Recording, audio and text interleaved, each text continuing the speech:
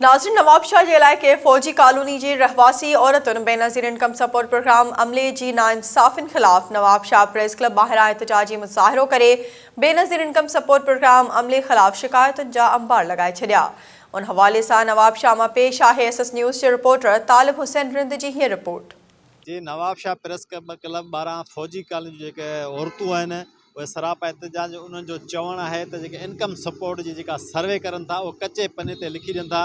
असां 6 महीननि खां बंदि करे रहिया आहियूं, हर महीने वञूं था, असांखे टड़काए छॾींदा, न को असांजो लिस्ट में नालो थो अचे ऐं न कोई असांखे पैसा ॾियनि था। अचो त हिननि सां ॻाल्हि ॿोल कयो, हिन बारे सां छा चवणु आहे? जी वो हम जाते हैं अंदर जाने नहीं देते, तो पर्ची दिखाते हैं, फिर गार्ड जाने नहीं देता अंदर, बाहर खड़े होके आ जाते हैं। देना बोरे सर्वे करवा लो, सर्वे करवाने के वो हमारी बात ही नहीं सुनते, ना दरवाजा खोले। सर्वे करवाने के बोरे 6 महीने के बाद आना।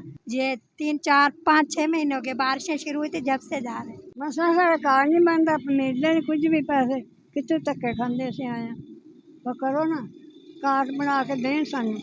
जे डेट ते लेडीज़ वञनि थियूं न, के कंप्यूटर जी कानी के ऑफिस जी अथॉरिटी ज़ाहिर नथी करे, उन्हनि खे उहा डेट ॾेई अणपढ़ियल ऐं अॿोझ लेडीज़ खे चवंदा वञो फलाणी डेट ते अचिजो, तव्हांजी सर्वे थींदी।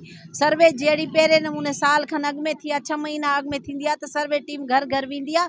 उन खां पहिरीं इन्हनि खे नंढनि शहरनि में कंप्यूटराइज़ पर्ची ॾिनी वेंदी आहे। ऐं उन खां पोइ हिननि मुंहिंजे पाड़े जी, मां PTI जी नाइब प्रेसिडेंट आहियां लेबर विंग जी, मुंहिंजे पाड़े जी लेडीज़ ही मूं वटि दाई आहियूं, हिननि जूं मां पर्चियूं खणी वियसि।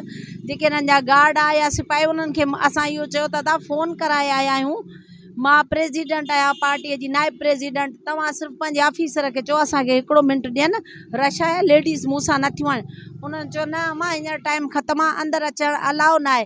जेकॾहिं कंहिं बि उहिदेदार खे जेको PTI सां तालुक़ु रखे थो या अदर पार्टी सां नथा अचणु ॾियनि, ओनली पीपुल्स पार्टी जूं लेडीज़ 500 रुपया ॾियो, 1000 रुपया ॾियो, अंदरि वञनि पिया। मां पंहिंजी अखियुनि सां ॾिसी आई आहियां।